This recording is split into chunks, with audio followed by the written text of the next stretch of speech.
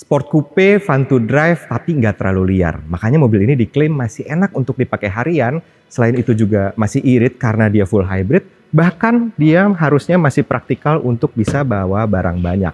Ini dia teman-teman, Honda Prelude yang pertama kali akhirnya dibawa sama APM ke Indonesia dan dijual dengan harga di bawah 1 miliar.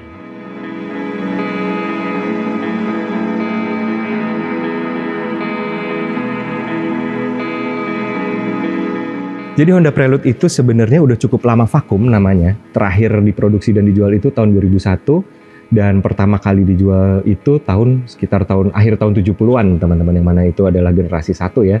Sementara selama hidupnya itu dia ada dari generasi 1 sampai generasi 5 doang sampai tahun 2001 waktu itu. Akhirnya lama vakum dan di generasi ke-6 ini dia lahir lagi setelah 25 tahun absen. Tapi cerita dari kelahirannya si Prelude ini ternyata cukup menarik juga, karena sejak awal si Honda lagi nge-build si mobil yang satu ini, itu nggak diniatin untuk menjadi suksesornya dari Honda Prelude teman-teman, tapi memang mau bikin sebuah mobil sport, coupe, tapi nggak terlalu racing seperti Civic Type R, dan ternyata profil yang setelah dibuat di tengah-tengah project, dia cukup pantas dan cukup cocok untuk dinamain Prelude, dan akhirnya lahir kembalilah si Prelude generasi 6 ini dengan berbagai hal-hal baru yang diterapin sama Honda. Salah satunya adalah masukin mesin full hybrid di sport coupe, bentuknya juga sleek banget, dan ini adalah spesies yang cukup unik dan seru banget sih ketika tiba-tiba dia bisa datang ke Indonesia secara resmi gitu dijualnya, bukan dari importir umum aja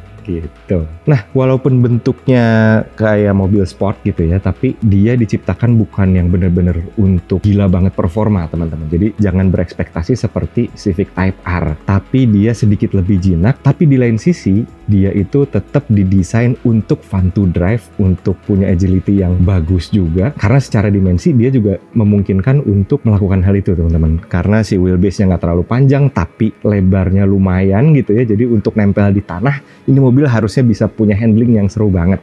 Terus selain itu dia juga punya bekalan mesin yang sebenarnya nggak bisa diremehin juga. Kita lihat ya. Oke, ini dia engine bay-nya. Dia pakai mesin yang sebenarnya cukup identik dengan Civic Hybrid, yaitu 2000 cc 4 silinder dengan tambahan motor elektrik. Tapi ada beberapa tuningan yang berbeda, tentunya dengan output yang juga akhirnya berbeda. Nah, di Prelude ini dia bisa bikin tenaga itu combine powernya di 203 PS, dan torsinya sendiri kalau dari motornya itu aja udah 300-an Nm, yang mana figur segitu nggak bisa dianggap remeh juga dong. Walaupun dia nggak dibuat seperti Civic Type R yang bisa ngeluarin 400-an Nm atau segala macam, tapi figur 300-an Nm dengan output 203 PS itu nggak bisa dibilang kecil teman-teman. Apalagi untuk mobil yang cukup compact gitu. Harusnya dengan output seperti ini, dia punya figur tenaga yang sangat menarik, apalagi dengan konstruksi mobilnya yang bikin handlingnya tuh makin seru lagi. Kita lihat dulu ke dalamnya ya.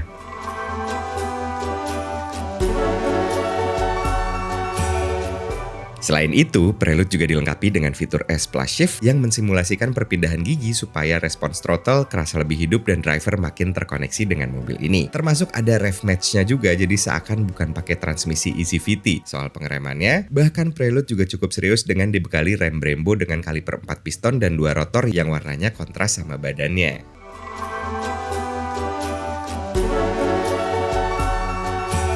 Oh iya, sebelum masuk, ini handle-nya cukup unik juga, dia flat gitu ya, nggak kelihatan, tapi dia bisa pop up ketika kita buka kuncinya kayak gini dan jadi handle seperti biasa. Dan kalau misalnya kita mau kunci, tinggal slide, nah dia tutup lagi. Kita lihat dalamnya. Oke, ini kabinnya kita cek ya, kayak apa, tapi kalau layoutnya itu sebenarnya sesuatu yang cukup familiar, yaitu kurang lebih temanya seperti di Civic, seperti di CR-V, tapi ya lebih identik sama Civic ya teman-teman. Tapi itu adalah hal yang ya cukup baik juga, karena menurut gue pribadi sih desainnya cakep ya si layoutnya Civic tuh. Terus material yang dipilih juga gokil nih, soalnya si dashboardnya empuk gitu kan ya. Upper dashboardnya, di door trimnya juga dibungkus-bungkus material yang enak digenggam gitu ya, yang enak disentuh. Terus ada juga di sini, kalau teksturnya seperti bludru, tapi kalau dipegang itu bukan bludru, mungkin kayak bahan kulit tertentu ya, dengan jahitan yang memang asli juga gitu kelihatannya di sini, benang asli gitu teman-teman. Terus ya sesuai temanya sporty, dengan kisi-kisi AC-nya tuh modelnya honeycomb gitu. Terus tombol-tombolnya cukup simple di sini, presisi gitu ya penempatan-penempatannya, dan di bawah itu tuasnya bukan tuas yang muncul, tapi pakai tuas tombol seperti Honda Hybrid zaman sekarang, teman-teman. Kalau posisi duduknya sendiri, ini kita setel paling bawah. Udah, kita setel enak dulu. Nah, ada tilt tentunya sama telescopic steeringnya. Ini posisi duduk yang enak sih teman-teman, ini sedan banget, sport banget gitu ya. Kita rendah duduknya, ke setir itu lurus gitu untuk menjangkau si setir itu, tapi nggak sempit teman-teman, relatif masih cukup leluasa. Memang bukan yang ya namanya mobil sport ya, bukan sesuatu yang leluasa banget headroomnya, tapi gua tingginya 170 cm, ini masih sangat ergonomis untuk ruang kepalanya gitu, masih sisa beberapa jari, banyak bahkan gitu. Terus selain itu pun si bangkunya sendiri ini model yang semi bucket seat teman-teman. Jadi si seat beltnya pun kayak ada penopangnya, ada sabuk penopangnya untuk di sebelah sini. Terus modelnya semi bucket seat tadi, terus punya apa ya, busa yang memeluk di bagian sini kita nih. Bagian rusuk kita itu dia lebih meluk daripada yang sebelah kiri. Sebelah kiri itu memang didesain lebih leluasa, lebih lega karena bukan pengemudi. Sementara di sisi sini memang sengaja dibuat lebih meluk, sehingga kalau kita mau bermanuver sama mobil ini, karena mobil ini adalah mobil sport gitu ya, yang handlingnya memang menjadi kunci dari mobil ini, akhirnya dibuatlah si jok yang lebih meluk gini teman-teman. Nah, kalau urusan fiturnya sendiri, itu yang cukup menarik adalah ada fitur S Plus, di mana di sini ya, itu mungkin semacam sport mode juga ya teman-teman. Udah gitu, jadi ada pedal shift, yang mana fungsinya adalah simulasi shifting seperti di mobil-mobil konvensional. Walaupun ini mobilnya hybrid pakai transmisi eCVT, dia dibuat virtual gitu dengan rasa yang sangat natural, katanya tuh gitu. Kita emang belum pernah nyobain, tapi kalau ngeliat video-video kayaknya memang mobil ini punya efek dari engine brake-nya, terus rev match-nya itu sangat-sangat natural gitu teman-teman, dan membuat si pengemudi tuh jadi lebih fun aja gitu, lebih ngerasain mobil yang konvensional, bukan mobil hybrid, padahal ini mobil hybrid gitu. Dan itu salah satu hal yang gue cukup penasaran untuk nyoba langsung, mungkin di lain kesempatan ya teman-teman. Tapi selain itu juga, dia punya suspensi yang bisa berubah-ubah si dampernya itu secara elektronik. Jadi ketika kita pindahin drive mode-nya, kalau lagi drive di comfort, atau di normal, atau di sport, itu dia punya karakter damper yang berbeda. Jadi memang suspensinya pun dia bisa adaptif dengan elektronik gitu teman-teman. Dari dalam sini aja cukup gitu, dengan tingkat kekerasan sama keempukannya. Jadi kalau kita lagi sport, ya udah dia akan lebih kaku, lebih rigid lagi, di mana mobil ini sendiri pun harusnya udah rigid. Jadi seru banget. Kita lanjut ke fitur-fitur yang sifatnya lebih hiburan ya. Kalau kita lihat di sini ada head unit yang besarannya nggak terlalu besar, nggak lebay gitu ya teman-teman, tapi nggak terlalu kecil juga, dengan respons yang sangat-sangat gua suka, yaitu responsif banget gitu maksudnya. Dia kita scroll seperti ini langsung tanggap. Udah gitu kalau kita pencet dia langsung respon aja gitu, nggak banyak lag-nya sama sekali. Udah gitu ada feedback suaranya juga, cetek-cetek gitu. Nah kayak gitu.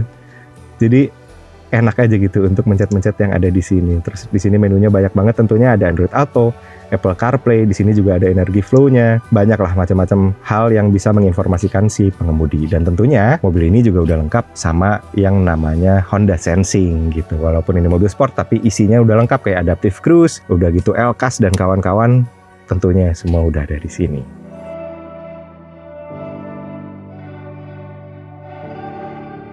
Ternyata untuk duduk di belakangnya, tinggi gue yang 170 cm itu masih muat teman-teman. Dengan tadi ini posisi driver itu udah kita set sesuai tinggi badan gue juga, sesuai postur gue enaknya nyetir seperti apa. Dan ini hasil duduk di belakangnya teman-teman. Masih ada sisa legroom, walaupun hanya sisa, nggak hanya sih segini, masih 4 jari lah ya, lumayan. Secara bangku juga masih enak didudukin karena masih cukup support ketemu sama paha kita gitu ya. Walaupun agak sedikit jongkok tentunya, pastilah ya kalau itu. Tapi memang kalau misalnya ngomongin ruang kepala itu sangat-sangat ngepas teman-teman. Untuk gue yang tinggi 170 cm udah ketemu sama kaca bagasinya. Jadi walaupun kita duduk nyender, ini makin kena agak ke sini, dia udah agak nempel.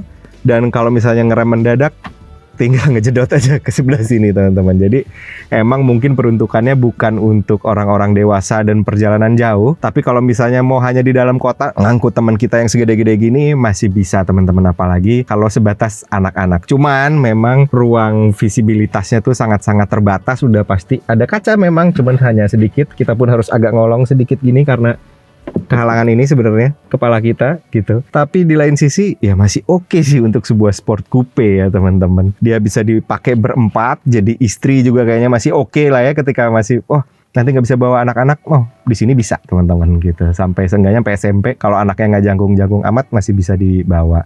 Di lain sisi memang nggak ada headrestnya di sebelah sini karena emang nggak muat juga ya kalau misalnya ada headrestnya. Terus selain itu ya fiturnya udah cukup banget sih teman-teman. Udah kayak tadi yang udah gue sebutin, di head unitnya udah cukup canggih, ADAS-nya juga udah lengkap. Dan gue juga lupa bahwa ini mobil audionya udah dilengkapi sama audio Bose sekelilingnya gitu ya, jadi mestinya suaranya adem dan enak banget karena ruangnya nggak terlalu besar. Tapi memang ada hal yang kayaknya tuh kurang sedikit gitu teman-teman, yaitu di sini mungkin dia karena ngejar rigiditas jadi nggak ada sunroof ya teman-teman, bener-bener dimaksimalin di sini semua plat gitu ya atapnya. Selain itu juga sayang ketika dia nggak punya electric seat gitu, jadi kiri kanan itu adjusternya masih manual. Dua hal itu aja sih yang sebenarnya agak kurang greget gitu ya teman-teman. Tapi di luar itu mobil ini overall seru banget sih teman-teman. Ini adalah sebuah anomali yang kayaknya kompetitor juga belum punya yang di kelas ini gitu ya teman-teman. Jadi masih ini sebagai dibilang sport coupe, bisa dibilang grand tourer juga bisa karena harusnya masih cukup nyaman untuk dipakai daily dan jalan jauh gitu ya. Dan dia masih punya bagasi yang mungkin teman-teman juga harus lihat seperti apa mekanismenya karena ini cukup praktikal ternyata.